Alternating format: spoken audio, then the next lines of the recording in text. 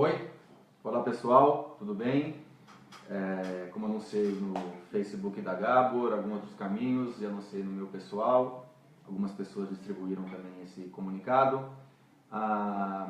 Resolvi entrar aqui e explicar alguns pontos importantes sobre a reforma trabalhista.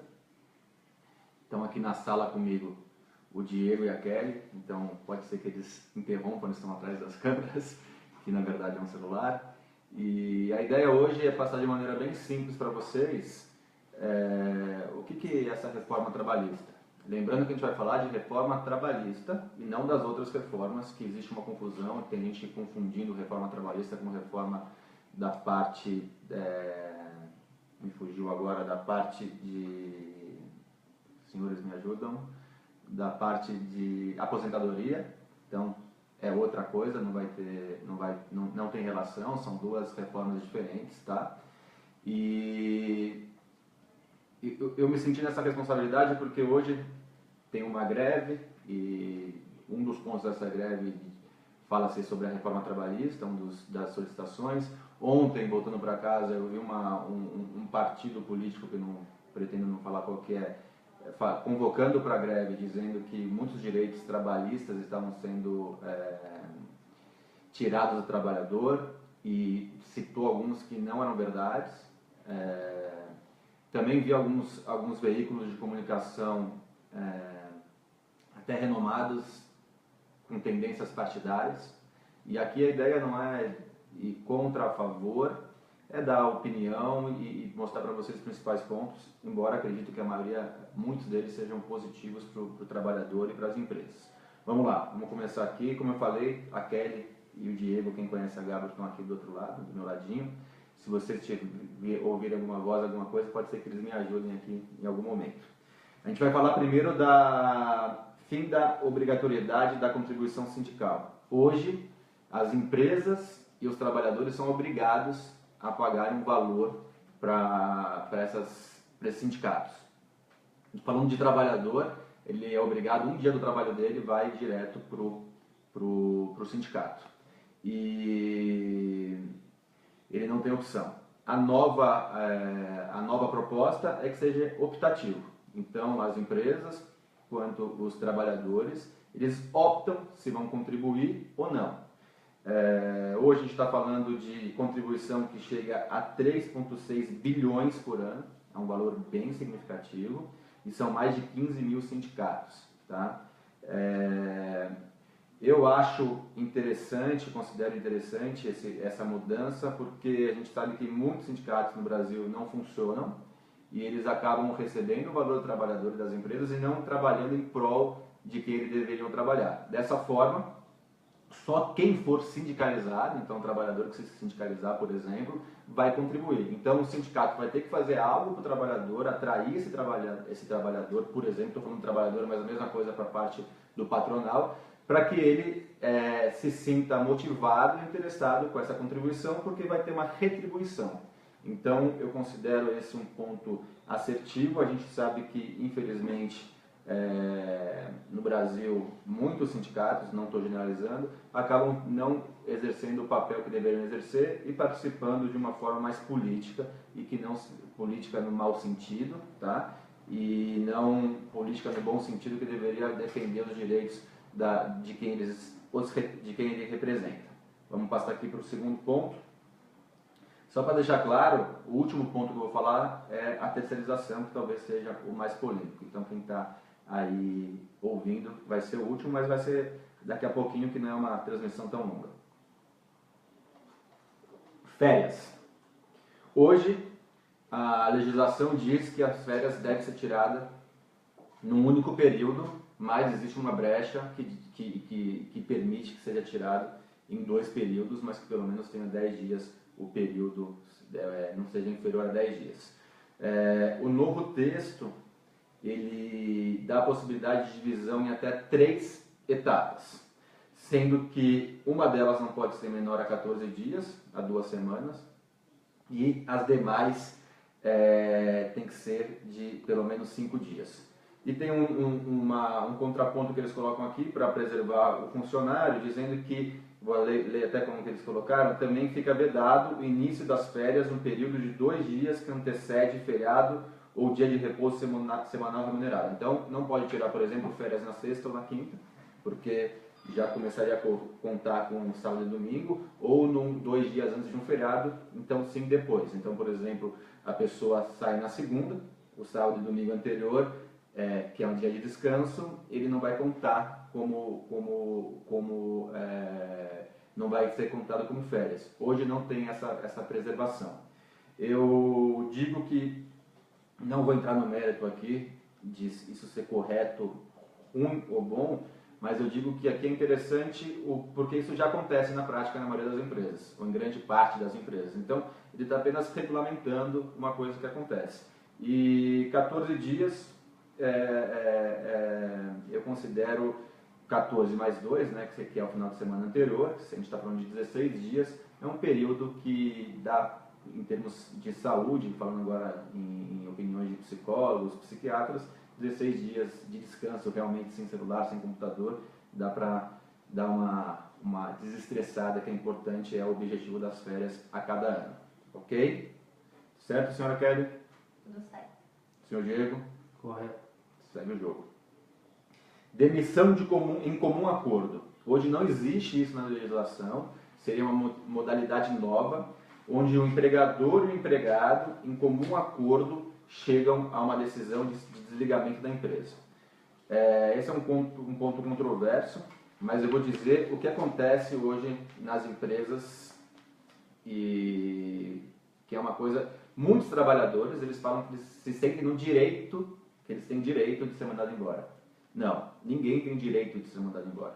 Quando o funcionário está insatisfeito com a empresa, o correto é ele pedir demissão. Quando a empresa está insatisfeita com o funcionário, o correto é ele pedir demissão, a empresa o demitir. O que acontece na prática, muitas vezes, é o seguinte, que é um ato cultural de uma parte da população que trabalha no Brasil, como eu falei, se sentindo o direito de receber essas verbas rescisórias. Aí ele faz de duas formas, ou ele começa a trabalhar de uma forma a prejudicar a empresa, não render de maneira correta, e aí o trabalhador acaba mandando ele embora, e como a legislação defende, é muito difícil você mandar embora por justa causa, por exemplo, esse ato acaba sendo recompensatório, uma atitude incorreta do profissional. E a segundo ponto que acontece, muitas vezes o trabalhador sentar com o empregador e falar, eu quero sair e vamos fazer um acordo. Acordos são proibidos por lei, e aqui seria uma espécie de acordo permitido por lei. Hoje, eu diria que uma grande porcentagem de desligamentos motivada pelo interesse do trabalhador é feita de acordos ilegais, como eu falei, acordo obviamente ilegal é redundante. Então, seria uma espécie de acordo, mas agora prevista por lei, onde em comum acordo chegaria assim a esse desligamento. O profissional, a empresa pode pagar metade do aviso prévio, tem que pagar pelo menos metade do aviso prévio, então seria uma parte diminuída do seu custo de verba rescisória. E o trabalhador também poderá movimentar 80% do FGTS e não terá direito ao seguro-desemprego. Então, como foi uma opção também do empregado, o governo não se sente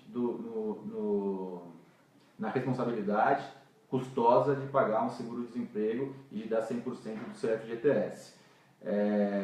Infelizmente, o seguro-desemprego às vezes é usado de maneira incorreta, onde o profissional quer trabalhar um período para ter esse direito, e aí trabalha um período, tem o direito do seguro-desemprego, trabalha um período, tem o direito do seguro-desemprego, acaba sendo custoso e errado na questão para o governo e na questão ética também. Certo? Podemos continuar? Vou tomar mais um café, que a boca fica seca de falar muito. Vamos lá. Deslocamento. Infelizmente eu ouvi alguns veículos tendenciosos também, enfocando de maneira errada essa questão do deslocamento da jornada de trabalho. Eu vou ler aqui hoje o que está previsto, tá? Hoje a legislação não conta como jornada de trabalho o tempo gasto pelo trabalhador no deslocamento até o local de trabalho e na volta para casa por qualquer meio de transporte, com uma única exceção, e aí que entra a mudança. Hoje, a exceção é quando o empregado usa transporte fornecido pelo empregador por ser um local de difícil acesso ou onde não há transporte público. Então, se a empresa vai buscar você em algum lugar que você não tem transporte público e você demora 1 hora por esse transporte, eu não entendo por que, na verdade, essa razão, essa 1 hora conta como horário de trabalho e da volta também como horário de trabalho. Eu acho que isso é um ajuste correto, considero um ajuste correto, porque a mudança é simplesmente de que esse período não seja mais contado como jornada de trabalho. Então tem pessoas que demoram, por exemplo, 3 horas para vir trabalhar com transporte público e não é contado. E a pessoa que às vezes demora 1 hora que a empresa manda buscar em casa porque naquela região não tem transporte público, é contado como horário de trabalho. Então eu considero um ajuste correto e o texto anterior, anterior e atual, é incorreto. E tem mais um ponto aqui sobre isso. O texto aprovado deixa claro que não será computado na jornada de trabalho o tempo que o empregador levar até a efetiva ocupação do posto de trabalho, e não mais ao local de trabalho. O que acontecia é o seguinte, algumas pessoas, principalmente em grandes empresas, elas chegam ao local de trabalho, por exemplo, 8 horas, e aí passa o horário de trabalho de início às 8, por exemplo, ela chega às 8, mas passa para se trocar, toma um café da manhã, senta no seu local de trabalho às 9 horas. O que está sendo proposto é que ele comece a contar quando ele sente para trabalhar.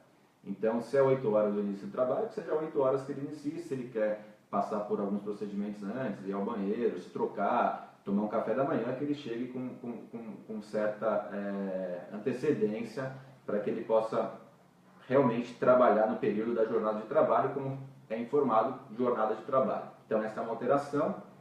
Tem mais um ponto aqui que é super importante, que fala sobre hora extra, sobre exceder a jornada de trabalho. E aí ela deixa clara na lei que eu vou até ler aqui, não será computado como extra o período que exceder a jornada normal quando o empregado, por escolha própria, buscar proteção pessoal em caso de insegurança. Então, aqui eu vou ler. Está chovendo muito, por exemplo. Está caindo um temporal lá fora. Você decide esperar passar esse temporal. Você não vai ganhar hora extra. O que acontece hoje é que se você esperar passar esse temporal, não bater o seu cartão de ponto ou colocar o seu dedinho ali na digital, você vai receber hora extra por isso. Que mais? Se você quiser ficar lá, então você, por exemplo, tem uma festa e você acaba às 18 horas do seu trabalho, você pede para você trocar e tomar um banho, caso a empresa ofereça um vestiário. Você não vai bater o cartão às 19, passar 1 hora e ganhar por 1 hora que você está utilizando da empresa. Então, o novo texto, essa reforma, ele propõe de que as pessoas só vão receber hora extra quando elas estiverem realmente trabalhando, e não lá por opção própria para fazer coisas pessoais. Então, tem gente que fica no trabalho, por exemplo, para terminar um trabalho de faculdade. Então, isso não vai ser computado, isso não deveria já anteriormente ser computado, mas não tem na legislação atual sobre isso. A gente sabe que, infelizmente, incorretamente, muitas empresas acabam pagando para não ter problemas trabalhistas que às vezes tem no futuro. Tá bom o som aí, Diego? Obrigado. Hora extra. Hoje, a legislação diz que tem que ser superior a 20%. Então, você começa a trabalhar na hora extra, você recebe 20% a mais por aquela hora. Tá certo que a lei diz pelo menos 20%, então a maioria dos sindicatos acabam jogando essa porcentagem para cima. E aqui o novo projeto, ele já regula para 50%. Então seria um benefício para o trabalhador que não receba menos de 50% por hora extra. Banco de horas. Tomar mais o resto aqui do café. Mandar um abraço para o Herman, não sei se ele está assistindo, ele pediu para eu mandar um abraço para ele. Banco de horas. Hoje a lei prevê a compensação de horas entre um dia e outro de trabalho, desde que não exceda o período máximo de 1 ano, a soma das jornadas semanais de trabalho prevista, nem seja ultrapassado o limite máximo de 10 horas. O que é isso? Você pode ter a compensação desde que a soma do seu período de 10 horas por dia e a soma das semanas de trabalho não seja ultrapassada dentro do período de 1 ano. E a regra hoje é estabelecida pelos sindicatos, quem pode ou não, e algumas regras particulares a respeito disso. Qual é a proposta nessa nova reforma trabalhista? Ela prevê que o banco poderá ser pactuado de acordo individual escrito, então não precisa ser com o sindicato, pode ser com um individual ou com uma equipe de trabalho sua, tá? Mas ela vai ter que ser compensatória em 6 meses, o que eu considero também correto, porque um ano é muito distante. Além disso, poderá ser ajustado por acordo individual ou coletivo, qualquer forma de compensação de jornada, desde que não ultrapasse 10 horas diárias, como a gente já falou, sempre falam em 10 horas diárias, e que a compensação aconteça no mesmo mês. Então, por mais que você não tenha uma regra, que você já tenha uma regra, pode ser que durante um mês você faça uma regra um pouco diferente, e aí tem um acordo ou coletivo ou individual para que aquele mês seja diferente a compensação. Pode ser de forma individual ou coletivo esse acordo, sempre por escrito. Ok? Eu também acabei vendo críticas sobre a jornada 12 por 36. Hoje, o que acontece? A jornada 12 por 36, ela é autorizada, tá, pela justiça, não de maneira explícita, legal, né, com legislação, mas ela acaba sendo utilizada e depois já foi introduzida ao cenário, e diversos sindicatos, eles autorizam a utilização na sua convenção coletiva dessa jornada 12 por 36, mas ela não está explícita na questão legal. Vamos lá. O que muda aqui? Que com a reforma trabalhista, ela vai estar explícita nessa legislação. Então, não dependendo mais do sindicato autorizar ou não. Na verdade, ele está regulando o que a grande maioria das convenções coletivas permite. Então, você que está me vendo agora, me ouvindo, sabe que talvez o seu trabalho, de algum amigo seu, de algum familiar, ele já faz 12 por 36. Então, só vai regulamentar e que todos possam fazer e vai incluir esse 12 por 36 dentro da legislação. O que é isso? Trabalha-se 12 horas e descansa 36 horas.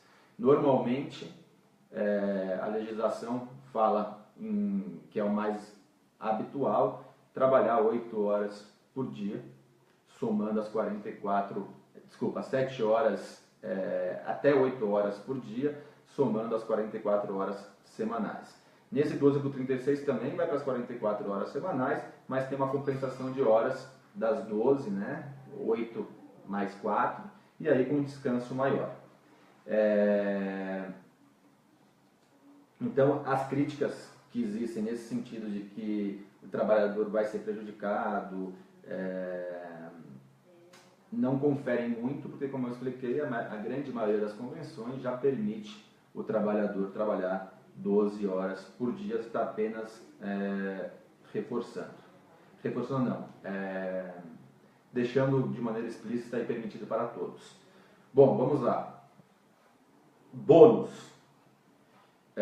Algumas empresas, elas querem dar bônus e prêmios para os funcionários, e hoje a legislação ela impõe que isso seja incluso na folha de pagamento e que seja pago impostos sobre isso. Muitas vezes isso acaba não sendo pago oficialmente, por conta de que a empresa não quer pagar mais imposto, ou ela deixa de pagar esses bônus e esses prêmios, para não ter problemas futuros e aumento de impostos, ou ele acaba pagando por fora. Então a ideia aqui é que o bônus seja oficial e que não tenha imposto sobre isso. Qual que é o risco que pode acontecer aqui? Isso tem um risco, é uma crítica importante, a gente só vai ver quando isso for implantado, se for implantado, que algumas empresas podem, de má fé, começar a dar uma parte da remuneração em forma de prêmio, fingindo que é um prêmio e na verdade seria uma forma de remuneração. Então, isso sim pode acabar sendo prejudicial tanto para o governo em termos arrecadatórios, quanto e principalmente para o trabalhador em termos de direitos a cálculos de férias, 13º e fundo de garantia. Tudo certo por aí, pessoal? Posso prosseguir? Certeza? Kelly mandou arrumar minha postura, que estava já torta. Trabalho remoto, o famoso home office. Hoje não tem lei. Hoje não tem nada previsto a respeito disso. É uma realidade cada vez maior e a lei ela visa agora regulamentar a mudança da questão trabalhista, busca regulamentar. Então ela vai definir, caso seja aprovado, por exemplo, que o empregado pode comparecer à empresa 1, 2 vezes por semana ou quando necessário, isso não descaracterizar a questão de home office, tá? Entre outras coisas.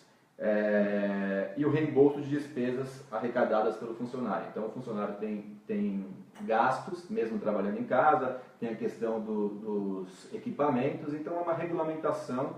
Aqui eu não vi muita crítica a respeito disso, nem elogios, acho que é apenas uma regulamentação de uma nova realidade que não acontecia anteriormente. Aqui vem um ponto bem crítico, que estão falando muitas pessoas e partidos e sindicatos, falando sobre que as mulheres estão perdendo alguns direitos. A única coisa que tem realmente aqui fica uma crítica para o que pode acontecer, e realmente é um ponto que eu não entendi muito a questão dessa mudança, é que a lei hoje proíbe que as mulheres grávidas ou lactantes trabalham em ambientes insalubres. A mudança é que a lei continua proibindo, mas só para grau alto. Para grau médio e mínimo, ele pode ter a proibição desde que o médico dessa lactante ou dessa grávida faça uma prescrição médica, uma recomendação médica dizendo que ela não pode trabalhar nesse local. Eu não vi muita explicação a respeito disso, não entendi o motivo dessa mudança, e realmente é uma crítica que na prática as mulheres que não, vamos dizer que todas as mulheres tivessem acesso fácil ao médico, eu diria que não seria um problema. Mas como a gente sabe que aqui no Brasil às vezes uma consulta pode demorar 2, 3, 4 meses, acaba podendo ser, aqui vai uma crítica forte a essa mudança, essa possível mudança na questão de mulheres nos trabalhos insalubres.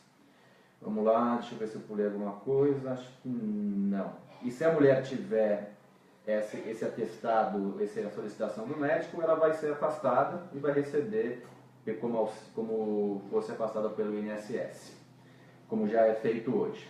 Justiça do Trabalho. No texto é definido maior rigor para a criação e alteração de súmulas interpretadas que servem de referência para julgamento. O que acontece?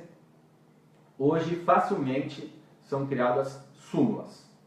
Então, mudanças, embora a legislação diga uma coisa, abre-se muito precedente para a questão de jurisprudências.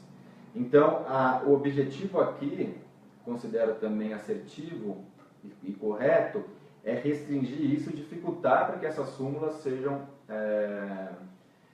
facilmente inseridas e que por interesses políticos alguém aprove súmulas. Então, caso tenha alterações, que elas tenham um pouco mais de dificuldade e passem pelos trâmites normais de alterações legais. Eu acho que é isso exatamente. Teria que passar por exemplo, por 2/3 dos ministros do Tribunal Superior do Trabalho para que seja editada alguma parte da legislação. Bom, aqui tem um ponto importante que foi alvo de crítica também de alguns veículos e considero um acerto da possível mudança, e um erro e uma questão até manipulativa de alguns veículos de comunicação, que seria a questão da má-fé. Hoje virou uma fábrica de processos. O trabalhador muitas vezes sai da empresa, demitido, ou até mesmo ele pedindo demissão, e quando ele vai ao sindicato, alguns sindicatos têm um grupo de advogados na porta do sindicato, 5, 10, 15, e eles convencem esse profissional a entrar com uma ação contra a empresa. Infelizmente, alguns juízes acabam sendo paternalistas e mesmo não tendo muito direito, acabam propondo um acordo, que também não considero correto, acho que é um erro cultural, considero um erro cultural. E a ideia aqui é que caso o profissional tenha uma requisição que não tenha sentido, ou que ele tenha agido de má fé, que ele seja punido por isso. Então, eu já vi, por exemplo, acabam sendo... Tá correto aí, Karen? Você estava olhando com uma cara? Eu fiquei em dúvida. Não, tá certo, é aqui que tá mexendo. Tá, não mexe dele.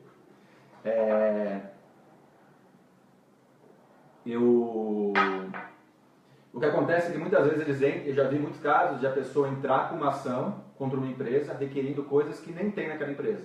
Então eles pegam alguns advogados e solicitam 100%, tudo. E às vezes não tem nada naquela empresa, tem alguma coisa ou não. Então isso é má fé. Então é o famoso oportunismo. Entra com uma ação, se o que der deu, o que não der não deu. E o que acontece com isso? Então eu não considero isso uma perda, assim, uma vantagem para o trabalhador. Porque aquele trabalhador que foi sim prejudicado por alguma empresa, ele vai ter o trâmite dele correndo dentro de um prazo mais curto. Então você que foi prejudicado, às vezes não consegue atingir seus objetivos, ou demora anos para conseguir e ter a sua remuneração, porque alguns oportunistas, ou muitos oportunistas, você está na fila atrás deles, porque eles estão simplesmente tentando ganhar algum dinheiro. Então o objetivo é eliminar isso e que as pessoas entrem com ações realmente quando forem prejudicados pelas empresas, que assim deveria ser e não essa cultura de ações oportunistas. Um outro ponto aqui, que caso o trabalhador, eu até não anotei aqui, mas eu li na proposta, é que seja o trabalhador, caso ele concorde com a demissão, ele perde o direito depois de entrar com uma ação trabalhista. Então, caso ele não concorde, ele já tenha que entrar com aquela ação ou que discutir com o empregador. Isso evita, mais uma vez, a máquina de processos. Lembrando que, recentemente, os órgãos públicos e algumas legislações estão incentivando, por exemplo, mediação e arbitragem, porque não dão conta do volume de ações, muitas delas indevidas e a grande maioria na questão trabalhista. Chegamos no nosso ponto final, vamos falar sobre terceirização. Em março, o nosso presidente Michel Temer sancionou uma lei que permite a terceirização para todas as atividades. Como que era antigamente? Antigamente era proibido para atividade fim, só era permitido para atividade meio. O que é atividade fim?